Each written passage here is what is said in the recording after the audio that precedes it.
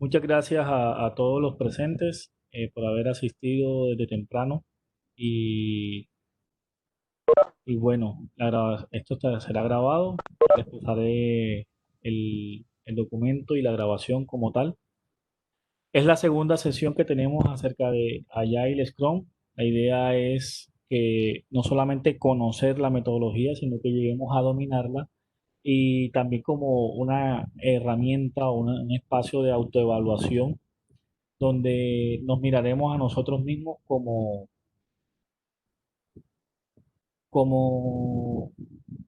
PMs, Project Manager, o también, aunque no seamos Project Manager, miembros del equipo, que miramos si se puede mejorar algo que estamos haciendo dentro del equipo para llegar a lograr los objetivos que queremos.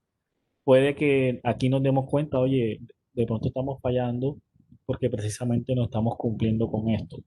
O, oye, qué bueno que nos está dando resultados tal aspecto de la metodología porque lo estamos aplicando de manera correcta. Cualesquiera sea el caso, la idea es que podamos dar un plus en nuestro equipo y si somos también ser un agente de cambio, si ahí necesitamos cambiar algo, también saberlo transmitir y tener la confianza de que el conocimiento que tenemos nos está dando el aval para proponer el cambio que se necesita. Muy bien, en esta segunda sesión vamos a estar mirando estos cuatro aspectos. La idea de Scrum, les comento de antemano, Scrum como tal se puede aprender en 2 horas, en una hora que uno se lea la guía oficial y otra hora, digamos, asimilando los conceptos, digamos que se puede aprender. Por eso la misma guía de Scrum dice que es liviano, fácil de entender, pero difícil de dominar. Entonces, esta serie de sesiones, 7 sesiones en total, que nos darían 7 horas, la idea es que lleguemos a dominar esta metodología. Entonces, la estrategia que yo he utilizado es ir desmenuzando, desglosando, llevando hacia lo más simple cada uno de los aspectos que la metodología menciona, sus artefactos, sus roles, los eventos, cómo lo hacen, qué responsabilidades hay, cómo es la mejor forma de hacerlo. Aunque algunos de estos conocimientos no están explícitamente dichos en la teoría, en la guía oficial de Scrum, pues la experiencia de haber estado trabajando como Project Manager, como Scrum Master, como Product Owner, acá en SINA, también la lectura de documentaciones complementarias, pues ayudan a comprender estos aspectos y que nosotros tengamos el conocimiento y la facilidad de comprender de qué se trata realmente la metodología Scrum y poderla cambiar, porque desde ya les comento, Scrum es un marco de trabajo que aunque representa cierta flexibilidad, en el fondo también tiene una rigidez que nosotros debemos comprender por qué existe esa rigidez. Al comprenderla, pues estaremos haciendo como el niño o nosotros mismos que en algún momento aprendemos a manejar bicicleta. Primero vamos con las rueditas. Esas rueditas vienen siendo esa rigidez que tiene Scrum y luego de que ya tenemos un poco más confianza, manejamos el equilibrio, ya ahí manejamos una de las habilidades de montar bicicleta, pues ya manejamos con las dos manos en los manubrios y ya después, a medida que va pasando el tiempo, ya somos capaces de llevar un paquete, una bolsa en una mano y con la otra mano en el otro manubrio. Incluso llegamos a manejar sin manos en los manubrios, a levantar la bicicleta en una sola llanta. Bueno, y hacemos un montón de peripecias eh, que finalmente lo que nos van demostrando es el dominio de esta herramienta de la bicicleta. Igualmente pasa con Scrum. Nosotros inicialmente comenzamos con las rueditas, siguiéndonos por los parámetros que nos dicen, y a medida que vamos comprendiendo la filosofía y el porqué detrás de las cosas que nos menciona este marco de trabajo, ya podemos empezar a proponer cambios y incluso a decir, bueno, esto de Scrum no me sirve, lo quito, o esto de Scrum me sirve, pero no lo voy a hacer tan rígido como ahí lo especifica, lo voy a modificar un poco. pero para llegar a esa experticia, pues tenemos que conocerla de fondo. Entonces, en esta segunda sesión vamos a ver la teoría de Scrum y sus pilares, que son este tema de épicas, historias de usuario y tareas, que a pesar de que no se mencionan en la guía Scrum, sabemos que en todo el movimiento ágil y en la gestión de proyectos ágiles, pues sí cobra mucha importancia y en toda la documentación que existe alrededor, tanto para el framework de trabajo Kanban como Scrum y otros, existen estos conceptos. Igual, si estamos trabajando con algún concepto, algún otro marco de trabajo que no los mencione, podemos hacer la analogía, la comparación y saber a qué se refiere cada cosa. Veremos qué es estimar, porque cada uno de estos puntos, como las épicas, las historias de usuario y las tareas, se deben estimar en tiempo, en complejidad, en, en esfuerzo. ¿Por qué lo estimamos en la serie Fibonacci, usando la serie Fibonacci? ¿Qué tiene que ver el póker con Scrum? Y por último, ya entraremos en la primera ceremonia o en el primer evento que describe, digamos, de manera lógica, porque, ojo, este primer evento, el planning como tal, dentro de la metodología Scrum, no es el primero que se menciona. Sin embargo, yo voy a ir haciéndolo como se debe hacer, como se hace en la realidad, el aplicar Scrum. Entonces voy a irlo haciendo de manera cronológica para que sepamos siempre en nuestra ruta o en nuestro mapa, bueno, estoy parado en este punto, ¿qué se hace aquí? Entonces ahí aprenderemos qué es el planning, cómo se hace, quiénes participan, cuánto tiempo debe demorar, en fin, entraremos a profundizar la planificación, que es uno de los eventos que primeramente se dan en toda la metodología y segundo que es uno de los más importantes. Sin más, entremos con la teoría Scrum.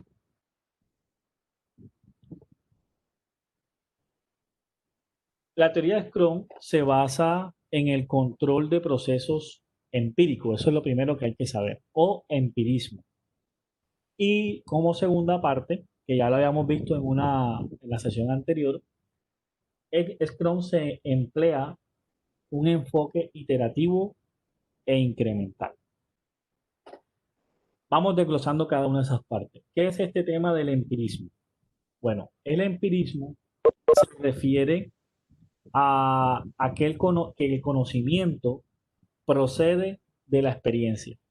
Es decir, primero nosotros experimentamos y después aprendemos. Y que nuestras decisiones también se basan en lo que conocemos. No podemos tomar decisiones en lo que desconocemos. El empirismo viene de la palabra eh, empeiría, el verbo griego empiría, que traduce experiencia y uno de los sufijos es el ismo, por eso se le llama empirismo. ¿Qué tiene que ver con el tema de que sea un enfoque iterativo e incremental? Para eso tenemos esta imagen. El que sea iterativo es que todos los flujos que veremos aquí en adelante, la planning, la daily, el review, la retrospectiva, el reunirnos con el cliente, hacer una reunión de refinamiento, tener un incremento en el producto, todo eso ese flujo siempre se va a repetir. Se repite y se repite cuantas veces sea necesario hasta que nuestra visión del proyecto se cumpla. ¿Y qué quiere decir que sea incremental? Bueno, en cada iteración, Scrum y también las metodologías ágiles, lo que proponen es que cada iteración o cada ciclo de este proceso entreguemos valor a nuestro cliente o a nuestro proyecto, de que entreguemos un avance, de que no es que vamos a repetir y nos quedamos en el mismo punto, no, sino que tengamos un avance. Ahora vamos a ver sobre los pilares de Scrum. ¿En qué pilares se basa Scrum? Estos son muy, muy importantes que lo tengamos presente y por eso los menciono en esta sesión de primero, porque después que vayamos desglosando cada una de las partes de Scrum, veremos cómo se relacionan estos pilares entre ellos. Hay otra cuestión que también menciona Scrum, no será objeto de estudio o de discusión en esta sesión, que son los valores, que en esta imagen que estoy mostrando también se menciona. En esta ocasión solamente nos centraremos en los pilares. En la siguiente sesión sí veremos un poco más sobre los valores. Entonces, primero que todo, vemos que es como una casa que tiene tres pilares. Está la transparencia, inspección y por último está la adaptación. La transparencia, ¿qué es? Bueno, son esos aspectos significativos del proceso que deben ser visibles para todo el equipo de trabajo y sobre todo, en especial, para los responsables del resultado, es decir, para aquellos que producen finalmente el incremento o el valor que se le entrega al cliente. La transparencia requiere que todos esos aspectos que sean definidos tengan un estándar común. Es decir, es como tener un lenguaje, un entendimiento común entre el equipo para saber qué estamos viendo. Por ejemplo, todos los participantes deben compartir el mismo lenguaje para referirse al proceso. No es que algunos le van a llamar planning, otros le van a llamar la reunión de análisis, otros le quieren llamar la reunión de requerimientos. No, todos debemos manejar un lenguaje común. Ya habíamos visto en la sesión pasada que la comunicación es un pilar importante en la gestión de proyectos, sea ágil o no. Y vimos un resultado, por ejemplo, el tema de la Torre de Babel en la Biblia, que si no hay una comunicación, pues, o una buena comunicación, el proyecto se cae. Lo mismo pasa acá en la parte ágil en cuanto a la transparencia. Si todos manejamos un lenguaje común, todos entendemos y podemos ir en la misma dirección, pero si empezamos a cambiar este lenguaje, este idioma, digamos que no vamos a llegar a ningún lado.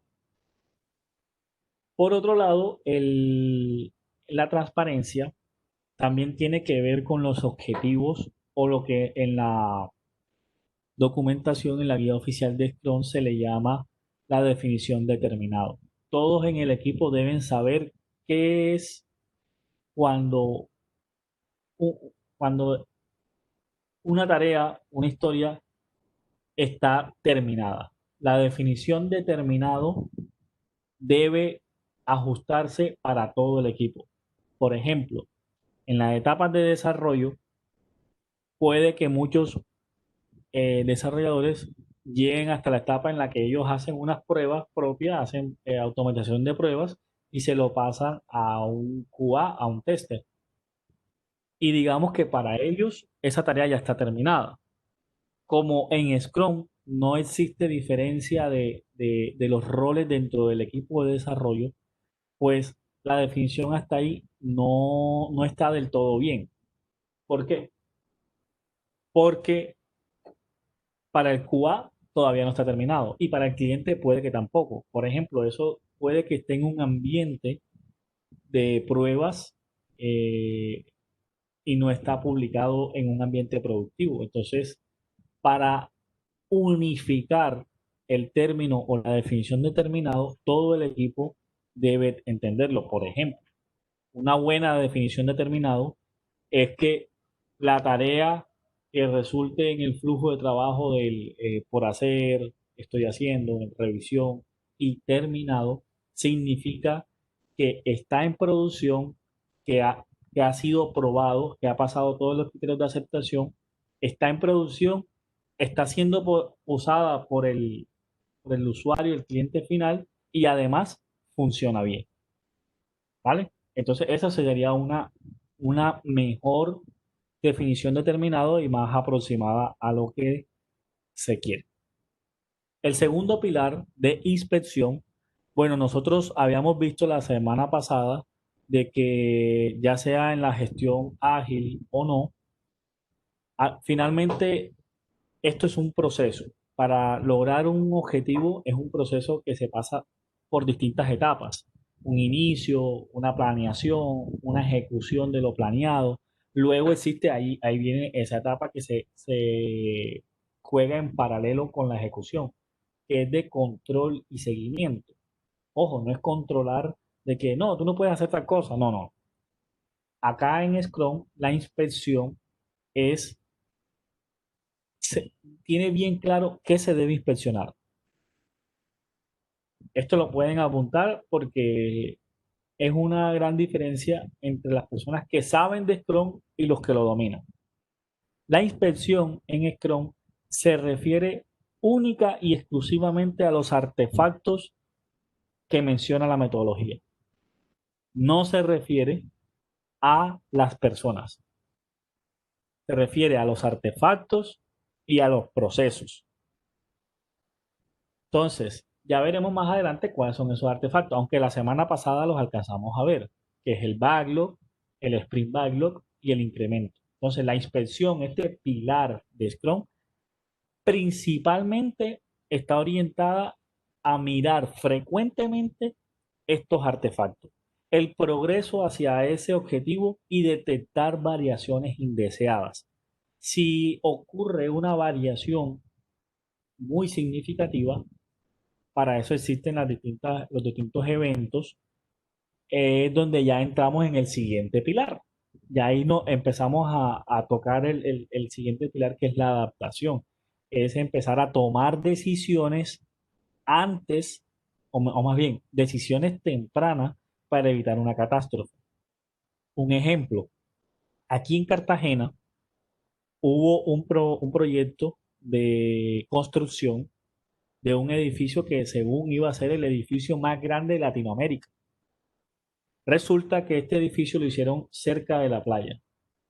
Eh, Todavía yo no conozco mucho de ingeniería civil ni nada por el estilo, y tampoco, y también desconozco la realidad por la que se detuvo este proyecto, pero una de las causas por las cuales se detuvo el proyecto fue que una de las vigas, o bueno, o varias, se desviaron unos cuantos grados. Creo que fueron como unos 3 o 4 grados. Y esta pequeña variación, al ser inspeccionada tempranamente, evitó, por un lado, que es lo más importante, que millones o muchas vidas que estuviesen ahí después de ese edificio terminado pudieran morir. Eso es lo primordial. Pero también evitó a temprana, digamos, edad del proyecto en seguir invirtiéndole dinero o en seguir derrochando plata en materiales que después iba a ser una pérdida total. Entonces, de eso se trata también la inspección en Scrum, de poder detectar de manera temprana las variaciones que se estén haciendo en los artefactos, en los procesos también que tienen un objetivo común, y poder, entonces pasamos al siguiente pilar, poder adaptarnos, tomar decisiones tempranas para evitar una pérdida mayor. En otros tipos de proyectos, por ejemplo, en proyectos que sean de tipo financiero, esto evitará a la empresa perder dinero. En otros proyectos, por ejemplo, como en el software, también nos evitará dos cosas. Por un lado, evitará que entreguemos una funcionalidad no deseada, porque puede que la funcionalidad funcione, o la característica del software funcione perfectamente, pero si nosotros vamos a la realidad, resulta que nadie la usa, ningún usuario la utiliza. Entonces, digamos que es un caso exitoso 100%, pero útil para nada. Este tipo, fíjense que se hizo una entrega de algo que funciona, que está bien, y que de pronto hace algo muy correctamente, no tiene falla, pero es útil, le entrega valor al negocio, le entrega valor a los clientes o a los usuarios finales. Si la respuesta es no, pues la idea es que no nos desgastemos o dirijamos recursos o energías en ese tipo de funcionalidades. Y eso se puede detectar de antemano con estas digamos, puntos de control que Scrum establece. La adaptación. Con respecto a la adaptación, mire lo que dice la guía Scrum. La guía Scrum es clara diciendo, si un inspector determina que uno o más aspectos de un proceso se desvían de los límites aceptables y que el producto resultante será inaceptable, el proceso o material que está siendo procesado debe ajustarse. Ese ajuste debe realizarse cuanto antes para minimizar desviaciones mayores. Para eso, Scrum, digamos que prescribe 4 eventos formales contenidos dentro de un bloque de tiempo que se llama sprint, que están ideados precisamente para que inspeccionemos y nos adaptemos. ¿Cuáles son esos eventos? Bueno, aquí ahorita les entro una pequeña discusión que existe en la palabra evento en Scrum y la traducción del idioma original. Bueno, estos 4 eventos son el sprint planning o la planificación del sprint, el Scrum diario, que viene siendo el daily Scrum, la revisión del sprint, que se hace al final, que también se le llama en inglés sprint review, y la retrospectiva del sprint o sprint retrospectiva. Hay una pequeña discusión, algunos que son muy puristas, algunas personas que son demasiado pragmáticas, dogmáticas también, apegados a los textos. En la versión original, Scrum les llama ceremonia, entonces el que se traduzca evento, reunión, entran en una discusión, yo les voy a ser sincero, sin sentido, sobre cómo debería llamársele. De mi parte les llamo eventos porque son un momento en el que un grupo de personas a cierta hora durante un tiempo limitado se reúnen para unos objetivos claros. Entonces para mí son unas reuniones o unos eventos. Los tres me indican lo mismo, reunión, evento o ceremonia. El nombre que se le dé me da igual. Entonces, esto era muy importante, siempre mantengamos en mente estos 3 pilares, ya más adelante veremos en dónde se aplica cada cosa. Comencemos por las épicas historias de usuario y tareas. En una reunión pasada, no sé si recuerdan, había una persona con un globito de una edición, de un proyecto, y había como una especie de embudo o un camino que iba como acortándose de mayor a menor y que en la parte más ancha estaban las épicas, en la mitad, un poquitico más delgado, estaban unas historias de usuario y por último estaban las tareas, que finalmente son las que se convierten en las tareas diarias o actividades diarias dentro de la metodología. Aquí lo vemos diagramados de una forma distinta, que para algunas personas también les ayuda a entender de esta forma que sea como de manera jerárquica. Desde ya les comento que la jerarquía en este punto es simplemente en cuestión de tamaño, en cuestión de complejidad. Si existe una relación intrínseca entre cada una de estas, entre la menor, que sean las tareas o subtareas, las historias, las épicas, si existe una relación entre ellas, pero en algunos casos, desde ya les hago una aclaración, una nota, en algunos casos estas tareas puede que no estén relacionadas directamente con ninguna historia, sino que hacen parte de actividades que se deben hacer dentro del proyecto y que son transversales. Digamos que hacen, en este caso, algunas tareas puede que hagan parte directa de una épica y no necesariamente de una historia. ¿Qué son las épicas? Bueno, las épicas son un conjunto de trabajo grande que está dividido en otras tareas más específicas que se les llama historia de usuario. ¿En qué? ¿Cómo se divide eso? Bueno, se divide en función de necesidades o solicitudes del cliente. Es una forma de organizar el trabajo y de crear una jerarquía. Es una forma, ojo, estas 4 puntos son todo lo que es una épica. Solamente que se le da distintos enfoques o distintas formas de expresarlo para que podamos entenderlo. Es desglosar el trabajo en elementos que se puedan lanzar. Aquí entra una palabra nueva que es el lanzamiento. Este lanzamiento casi siempre está muy relacionado con lo que vendría haciendo los release o también los que la documentación nos llama como el incremento, el valor que entregamos. ¿Qué pasa con las épicas? Tienen una característica. Suelen abarcar en unos proyectos muy grandes, cuando se dividen en distintos grupos de Scrum, resulta que cada equipo puede que trabaje en una sola épica. Si tenemos 5 equipos y el software tiene 5 partes, digamos que ya tendríamos 5 épicas. Y cada equipo trabajaría en una sola funcionalidad o necesidad del software del cliente en este caso. Entonces, el punto 4 que está aquí, miren lo que dice. Suele abarcar a varios equipos en varios proyectos y puede incluso hacerse un seguimiento de ellos en varios tableros. ¿Por qué? Resulta que las épicas, dentro de las herramientas que nosotros tenemos de gestión, por ejemplo, acá utilizamos Jira, las épicas se pueden visualizar en lo que en la herramienta se llama como un roadmap o una ruta del proyecto. Y ellas suelen tener una fecha de inicio y una fecha final.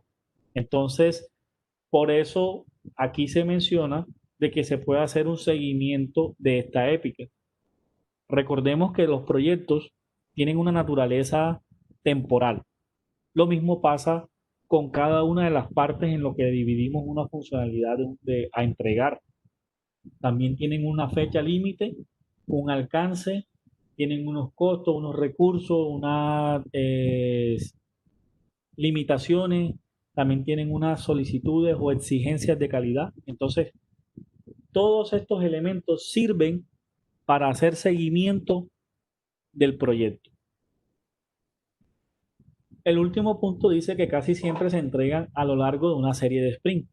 Este punto es muy importante. Una épica, por lo general, no se podrá entregar en un solo sprint.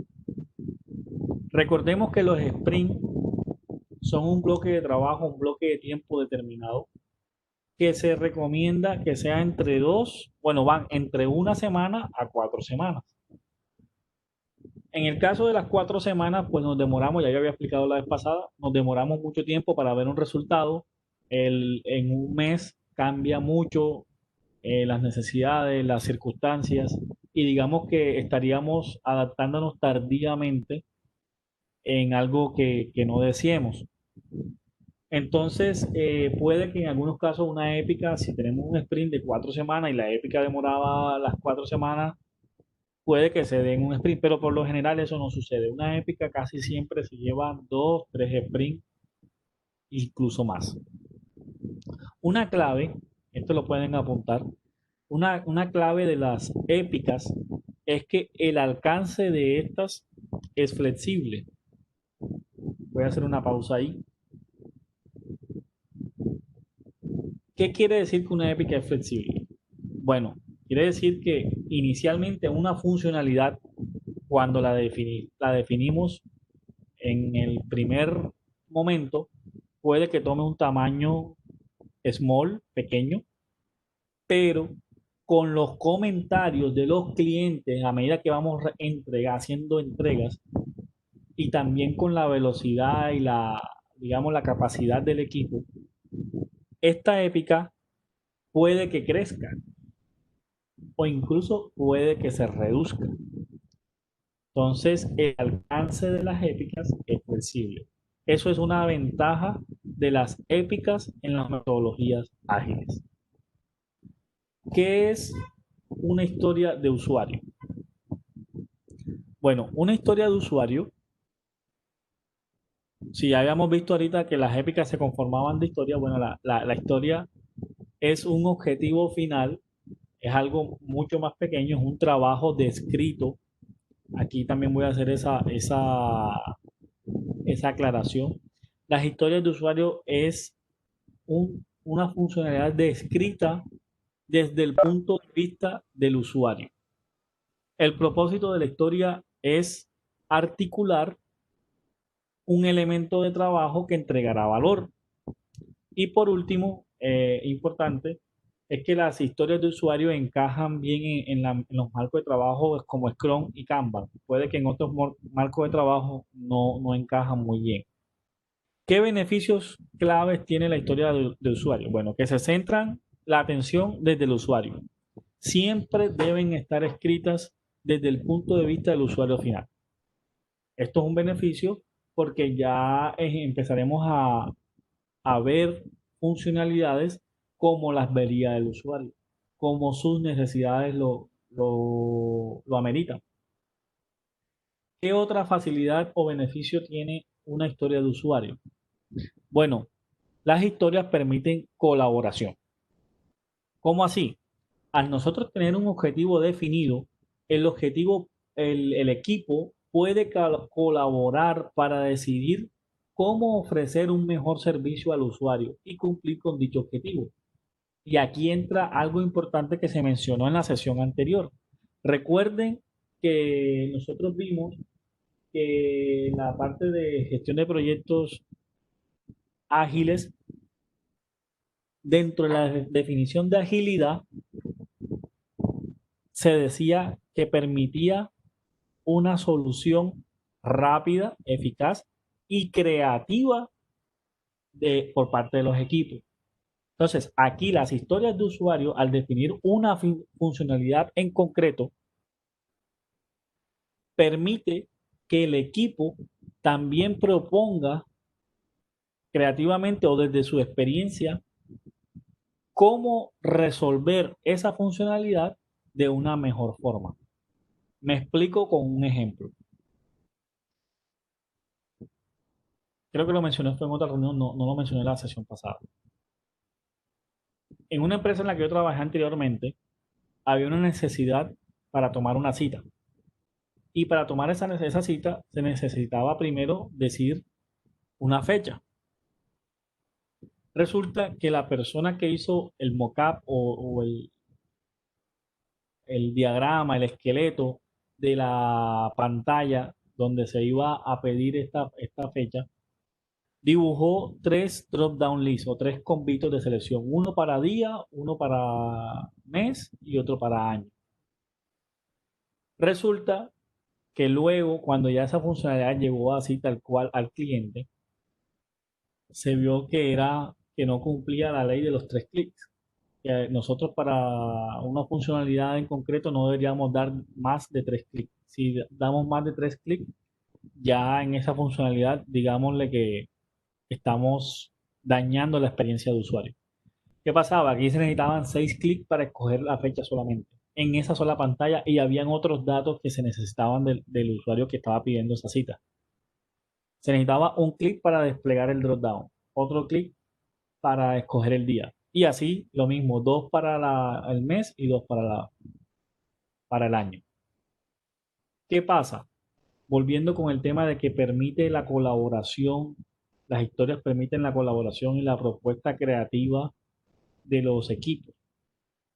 El equipo, luego que se le lleva este problema, ¿cuál fue la respuesta? No, es que eso no lo pintaron así y nos dijeron que así debía ser. Quiere decir que no se estaba aplicando correctamente la metodología. ¿Por qué? Porque cuando uno lleva una historia de usuario a la planeación, que es la primera reunión, que la que marca el inicio de un sprint, y se le impone al equipo de trabajo el cómo resolver ese problema, porque ojo, ya nos estamos adelantando un poquito lo que vamos a ver en la planning. Nosotros en la historia de usuarios proponemos o se dice el qué se quiere para una solución del cliente o del usuario final. Quien propone el cómo es el equipo. Entonces, si a un equipo de trabajo, según la metodología Scrum, se le impone el cómo, ya estamos cortando algunos de las esencias de la agilidad y del marco de trabajo Scrum.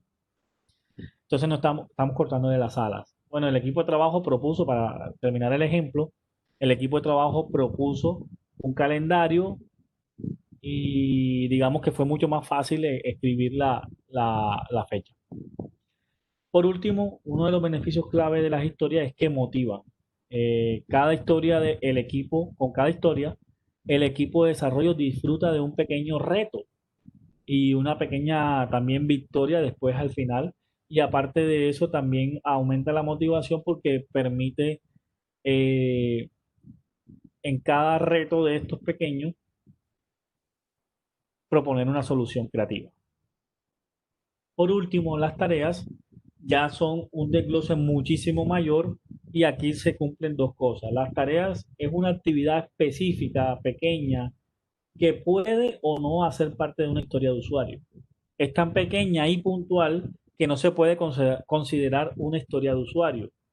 Ahora bien, hay algunos equipos en los que, aunque sea muy pequeña, se le considera historia. Eso ya depende, por ahí lo coloco entre paréntesis, también depende de cada equipo. En la estimación vamos a ver algo más a fondo sobre el tema de las épicas, historias y tareas de cómo se estiman. Bueno, primero que todo, ¿qué es estimar? Resulta que estas tareas, estas historias se deben llevar con el equipo y estimarse cuánto tiempo o cómo o qué complejidad tiene para uno saber más o menos cuándo se va a terminar un trabajo, ¿no? Estimar básicamente es atribuir valor a una persona o cosa, atribuirle un valor o reconocer el mérito que tiene.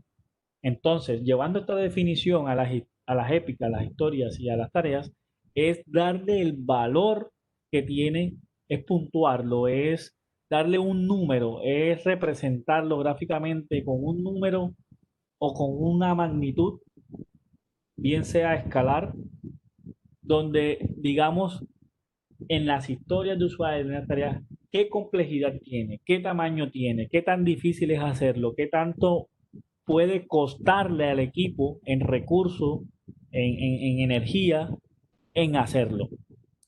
Entonces aquí vamos a empezar a responder la segunda pregunta que está ahí. ¿Por qué lo estimamos en la serie Fibonacci?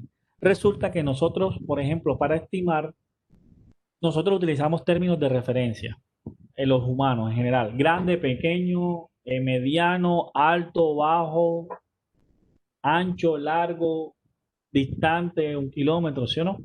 Pero nosotros los humanos tendemos siempre a estimar basado en el número 2. O sea, nosotros vemos, por ejemplo, entre el 2 y el 4 es que vemos una diferencia. Entre el 2 y el 3, digamos que casi siempre son definiciones de 1 a 2. O sea, o es pequeño o es grande. Y el que es grande es el doble de tamaño del pequeño. Entonces, la serie Fibonacci en las épicas y en las historias lo que ayuda es a reducir la capacidad o el término de incertidumbre que tienen las tareas de usuario, las tareas o las historias de usuario. Miren esta serie Fibonacci. La serie Fibonacci representada con objetos. Esto nos ayuda a tener una idea de esta historia o esta tarea, qué tan grande o tan pequeña es. Por ejemplo, el 0 decimos que es una patineta normalita. El 1 ya viene siendo un monopatín, un triciclo. El 2 viene siendo una bicicleta.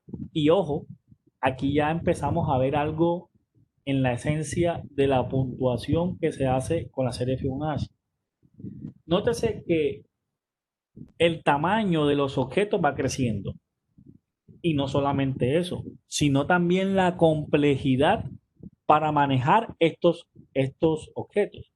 Y esos dos puntos, esas dos cosas que acabo de mencionar, son precisamente lo que nos ayuda a estimar la serie Fibonacci en las tareas, es decir, el tamaño de lo que vamos a realizar y la complejidad que ésta tiene para nosotros completar el trabajo.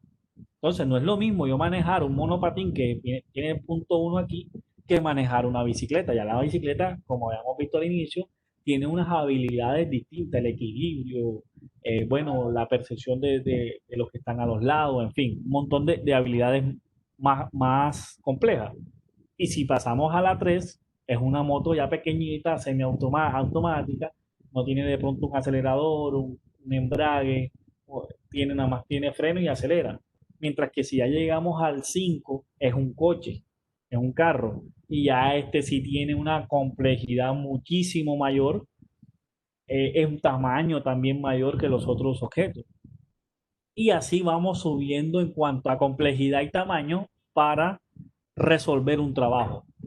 Digamos que expresado en esta forma, estaríamos diciendo, bueno, para completar yo, por ejemplo, una tarea de ir de Barranquilla a Cartagena, ¿cómo la estimamos? Aquí esta serie Fibonacci nos ayuda a hacerlo de la mejor forma, en el tamaño del medio de transporte que escogemos y también en la complejidad para hacerlo. Ojo, y aquí ya entra otro aspecto importante. Vimos tamaño y complejidad, pero entra en juego ahora algo más. Las habilidades o conocimientos que tengo yo para manejar para resolver ese problema. Yo puedo puntuar una tarea, no. Yo, por ejemplo, para ir a Barranquilla yo necesito un carro, un 5, ¿verdad? Pero, ¿y mis habilidades? Mis habilidades de pronto yo no sé manejar carro, o de pronto sé manejar carro, pero no tengo la licencia y cosas por el estilo. Entonces, eso mismo pasa en el software y eso mismo pasa con las tareas y las historias. Cuando se puntúan de manera correcta, estamos estimando de esta forma estos tres aspectos que le acabo de mencionar. Tamaño, complejidad y por último las habilidades de la persona que finalmente terminará haciendo esa tarea. Hay una pequeña modificación, aquí la acaban de poner la diapositiva, hay una pequeña modificación que se hace en la serie Fibonacci a nivel de desarrollo, como la vemos aquí, que primero que entre el 0 y el 1 hay un 0.5 y por último cuando ya llegamos al 13, digamos que ya nos volamos el 20 y el 40 porque ya eso es un tamaño muy grande, una complejidad mayor, requiere otras habilidades superiores y digamos que ya el nivel también de incertidumbre en cuanto a poder lograr este objetivo es muchísimo mayor. Entonces aquí ya el 20 y el 40 lo unen y por último ya le agregamos un infinito, una tacita de café, una vaina, porque quiere decir que hey, no, necesitamos reunirnos para ver si lo dividimos en partes más pequeñas y poder lograr el objetivo. Ahora, ¿qué tiene que ver el póker con Scrum? Resulta que en la metodología o en la forma en cómo vamos estimando, se reúne el equipo de desarrollo de software, se reúne el Scrum Master y se reúne el Product Owner. Miren, muchachos, aquí está la historia, vamos a puntuar, a estimar cada una de estas tareas. En la estimación por cada una de esas tareas, cada una de esas historias, aquí entra el tema del póker. Hay un meme que es el Poker Face y la verdadera razón, como menciono ahí, miren la cara de una persona que juega póker, es inexpresiva. Nosotros no podemos saber si está contento, si está feliz, si está triste, si está deprimido o está eufórico realmente. Esa, ese, digamos, esa esencia del poker face, lo que nos indica en el Scrum Poker para estimar las historias y las tareas es que no debemos influir en los demás al momento de hacer la votación. Después de que se hace una votación, ya cada quien entra en juego el Scrum Master y el Product Owner para que cada quien argumente el por qué le da esa puntuación, pero la idea es que al momento de puntuar como tal no se influya en la percepción de los demás de tamaño, complejidad y las habilidades que tengo para desarrollar esa actividad o tarea. El planning. Bueno, vamos a dedicar estos últimos 10 minutos a desglosar muy bien este primer evento. ¿Qué es el planning? Bueno, el planning es un evento que se utiliza para inspeccionar y para adaptar, adaptarnos a los cambios. Primeramente marca el inicio de un sprint. El planning está dentro del sprint, del tiempo que se da para un sprint. Es decir, si nosotros tenemos una semana, bueno, Voy a comenzar primero lo siguiente. Para un sprint de 4 semanas, la metodología dice que se debería hacer un sprint de 8 horas. Entonces, si nosotros recortamos el tiempo, por ejemplo, un sprint de 2 semanas, lo más lógico es que también reduzcamos el tiempo que dedicamos a la planeación. O sea, no serían 8 horas, sino 4 horas. Estas 4 horas están dentro de los 10 días hábiles o dentro de las 2 semanas que se demora el sprint. En algunos casos se hacen antes de que comience el sprint. Eso es una mala práctica. Y peor aún, en algunos casos ni siquiera se hace planning. Eso sí es garrafal. Este evento, como ya había mencionado, sirve para inspeccionar los artefactos. Ojo, recuerden que yo dije eso. La inspección se hace sobre los artefactos de Scrum, que se hace sobre el sprint planning, perdón, sobre el sprint backlog. Y también para adaptarnos, para saber, bueno, vamos a tomar esto lo descartamos, esto lo acercamos o no. Aquí hay una especie de infografía que reduce, o más bien que plasma todo lo que es un sprint. Para un sprint de un mes se demora máximo 8 horas. En este sprint, en los planning, se deben mirar dos cosas. Primero, el objetivo del sprint. Y segundo, la duración del sprint. Entonces, primero, bueno, ¿cuánto tiempo nos vamos a demorar en el sprint? No, 2 semanas. Ok, entonces ya sabemos que la planning se demora 4 horas. ¿Cuál es el objetivo del sprint? No, el objetivo del sprint es que nuestro cliente llegue a hacer esta funcionalidad. Y este otro cliente esto y este otro cliente tal cosa. Ya definimos el objetivo del sprint. ¿Quiénes intervienen en una planning? El product owner, el equipo de desarrollo y el Scrum Master. El Scrum Master es el facilitador de esta reunión. No solamente se limita a programar la reunión y ya, sino a que se haga la dinámica de la misma. En las puntuaciones, en las discusiones que se tienen sobre cada una de las tareas y eso. ¿Qué se hace en una planning? Momento. ¿Qué se hace en una planning? Bueno, ahí se planea, se estima. Aquí es donde aprobamos, estimamos, se compromete el equipo con las tareas. También puede que allí mismo surge, no, mira, necesitamos crear tareas nuevas que no estaban previstas. Se pueden crear ahí. Se hace la estimación de las tareas y se crea de esta reunión sale lo que viene siendo el Sprint Backlog, este artefacto que es muy importante, es el que define o determina finalmente las tareas a trabajar durante ese periodo de tiempo que demora el sprint. Por lo general, un tablero de Scrum se ve como está aquí abajito, en tareas por hacer, las que están realizando en curso, las que se terminaron y están en prueba, y después las que hayan pasado finalmente a producción o digamos a despliegue, porque puede que una funcionalidad se aprobó, pero no necesariamente se necesite ya en producción, sino que se queda entonces en un release o en un paquete pendiente por lanzarlo a producción. ¿Cómo se hace una planning? Bueno, aquí hay una reunioncita breve, una imagencita. Primero se reúne el usuario, debe leer las historias. Luego él las aprueba. Bueno, el product owner es el que lleva estas historias que ha leído con el cliente, se las lleva al equipo. El equipo estima el tiempo, perdón, la complejidad en hacer estas tareas y se incluye incluso el esfuerzo de las pruebas. Se discuten lo que se tenga que discutir, qué sale, qué entra, cómo se hace y luego se vuelve a estimar.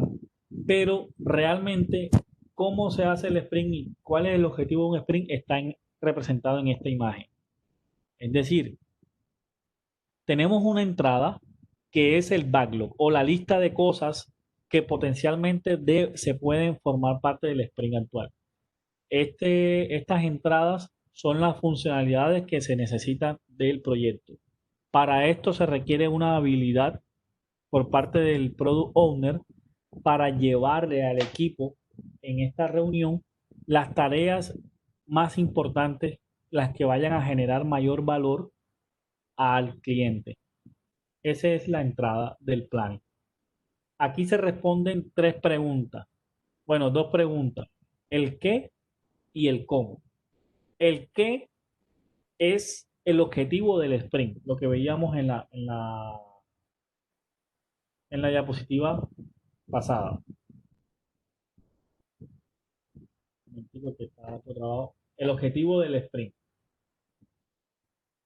El cómo es donde el equipo de desarrollo planifica el trabajo necesario para alcanzar ese objetivo.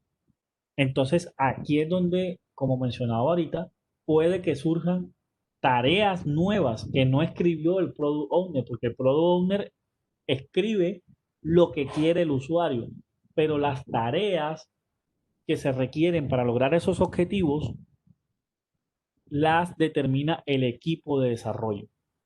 Entonces, aquí ya se respondería el cómo. No, mira, requerimos crear una base de datos, requerimos crear un web service, requerimos crear modificar algo que en la herramienta que ya estaba y ponerlo de esta forma para que nos sirva ahora. En fin, eso lo define también el equipo, el cómo. Y aquí entra una etapa en la que de negociación entre el equipo de desarrollo y el product owner sobre qué meter en el sprint, a qué dedicarle esfuerzo y qué no. Y por último, eh, ¿quién? Aquí hay una pregunta que ¿quiénes están dentro del planning? El planning no se puede planificar ni se puede hacer sin el propietario del producto ni el equipo de desarrollo. El Scrum Master es prescindible, puede que no esté, pero si no está el equipo de desarrollo y no está el Product Owner, el Sprint Planning no se puede hacer. ¿Por qué? Porque el propietario, el dueño del producto define el objetivo en función del valor que se busca y el equipo es el que dice el cómo hacerlo. Si hay alguno de los dos, o sea, yo puedo decir, hay que hacer esto, pero si no hay quien diga cómo hacerlo o viceversa, tenemos, o sea, ¿cómo voy a decir yo también el cómo hacer si no sé el para dónde voy? Entonces, es importante que sacamos esto. ¿Cuál es la salida del sprint planning? Ya lo habíamos visto en la diapositiva anterior, es la, el sprint backlog, es decir, la lista de tareas que se trabajará en ese periodo de tiempo de 2 semanas que se haya definido. Tengo 2 minuticos más aquí de tiempo donde quiero mostrar algo para profundizar en las historias de usuario, en las tareas y en las épicas. Y tiene que ver con respecto a la estimación. Las tareas, aquí ven mi pantalla, las tareas deben cumplir estas siglas, SMART. ¿Cómo se deben escribir las tareas? Deben ser específicas, por eso yo les decía que el tamaño era muy puntual, era algo pequeño, las tareas deben ser específicas, deben ser medibles, que se pueda saber si se trabaja o no, deben ser realizables, no debe ser algo utópico, deben ser realistas. La A y la R se complementan, que sean realizables y realistas. Y por último, deben tener un tiempo especificado en cuánto tiempo se puede hacer. En cambio, las historias de usuario deben cumplir con algo que se llama, ya se los muestro, Invest, pero les muestro aquí la imagen.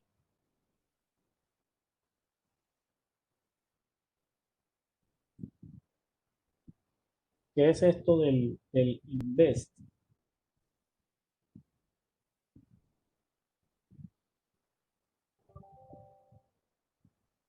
Un momentito que está el computador aquí bloqueado. Bueno, esto del Invest es lo siguiente, que las tareas de usuario, perdón, sí, las historias de usuario deben ser independientes. Ojo, recuerden que las historias indican una funcionalidad en concreto. Deben ser independientes, deben ser negociables, deben generar valor, deben poderse estimar, deben ser pequeñas de manera apropiada, no tan pequeñas como una tarea ni tan grandes como una épica. Y por último, pues, deben ser verificables, testeables, probables. Es decir, de que yo digo esta funcionalidad y yo debo poder verificar si realmente esa funcionalidad está descrita. En caso de algunas tareas que son muy técnicas, pues se debe buscar la forma en la que se vea de que eso está funcionando realmente. Esta parte de la estimación ya es un tema de más, ya requiere otra charla específica para ella, más o menos de una hora, donde profundicemos en cuanto a la estimación de las historias, de las tareas y de las épicas. Por último, bueno, aquí me pasé un minutico. Le doy muchas gracias a todos por esta reunión. En la siguiente sesión vamos a profundizar en las responsabilidades del Scrum Master. ¿Qué tan importante es el Scrum Master? Porque se tiene la creencia de que solamente sirven para, para agendar las reuniones, pero el Scrum Master tiene triple responsabilidad. Tiene responsabilidad con el Product Owner, tiene responsabilidades con el equipo de desarrollo y tiene responsabilidades con la organización. En este caso, les pido a todos los PM que estén acá en la reunión, que yo les escribí por ahí en el grupo de WhatsApp, que por favor me envíen los nombres de sus Scrum Master. ¿Por qué? Porque la idea también les pido que me ayuden a que la siguiente sesión es imperativo, es súper importante que ellos estén para que todos en nuestros equipos tengamos unos buenos Scrum Master y estos cumplan con las funciones o las responsabilidades que se requieren. Esto nos ayudará a nosotros como Product Owner también. También veremos en profundidad qué hace el Product Owner, cuáles son sus responsabilidades, cuáles son sus limitaciones y responderemos esto de si realmente es el único que habla con el cliente. Muchas gracias.